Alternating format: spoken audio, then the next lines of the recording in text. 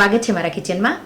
આજે આપણે બનાવીશું સાંજ માટે કે બપોર માટે તો એકલું પણ ખાઈ શકાય એવું રોટલી શાક સાથે સાઈડમાં થાળીમાં પણ સાઈડમાં તમે સર્વ કરી શકો એવું કાકડીનું નવું ચટપટું ટેસ્ટી એવું કચુંબર. ખાસ કરીને ઉનાળામાં તમને ખાવાની ખૂબ જ મજા પડશે. જો તમને મારી રેસિપીઓ ગમતી હોય અને હજુ સુધી ચેનલને સબસ્ક્રાઈબ ન કર્યું હોય તો સબસ્ક્રાઈબ કરજો અને બાજુમાં આપેલી ઘંટી દબાવજો એટલે નવી નવી રેસિપીના નોટિફિકેશન આવે. તો ચાલો બનાવીએ. તો એના માટે આપણે 250 ગ્રામ જેટલી કાકડી લેશું. તો મહારાષ્ટ્રમાં આવી કાકડી મળે, વ્હાઈટ જેવી કાકડી હોય, પણ તમે ગ્રીન તમને મળે તો જ્યાં તમે જે રહેતા હોય એ ટાઈપની કાકડી મળે એ લઈ લેવાની.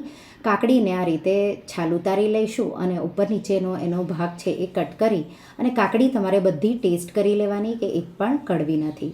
હવે આ કાકડીને તમે ઝીણી ઝીણી કટ પણ કરી શકો છો, પણ જો ખમણી તમારા પાસે હોય અને આવું મોટું ખમણ હોય તો ખમણી લેવાની, નહીંતર તમારે એકદમ ઝીણી ઝીણી કટ કરી લેવાની.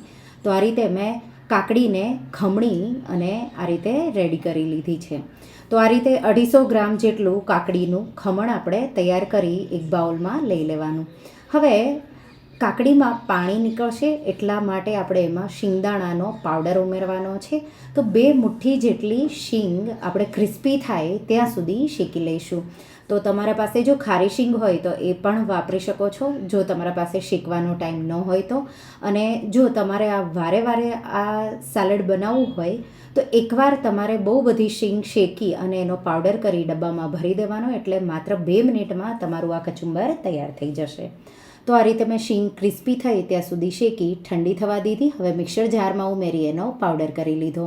તો લગભગ 4 થી 5 ટેબલ સ્પૂન જેટલો શિંગદાણાનો પાવડર ઉમેરી દઈશું. સાથે એક મોળા મરચાંના ટુકડા કરી ઉમેરી દઈશું.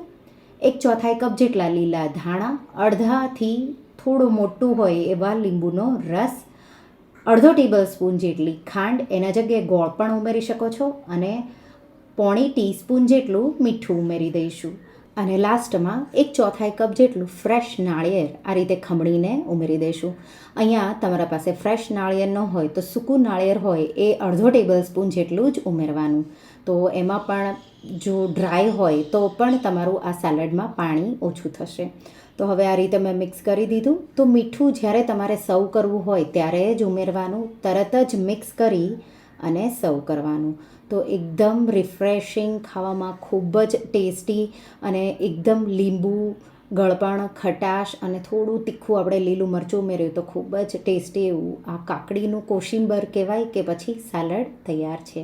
તો રેસીપી એકવાર જરૂરથી ટ્રાય કરજો. તમને આ રેસીપી કેવી લાગી મને કમેન્ટમાં જરૂરથી જણાવજો. અને જો તમને આ રેસીપી ગમી હોય તો વિડીયોને લાઇક કરજો, શેર કરજો અને મારા ચેનલને સબસ્ક્રાઈબ કરજો. અને આવી જ નવી રેસીપીઓ માટે તમે બેલ આઇકન બટનને પ્રેસ કરજો. Thank you for watching.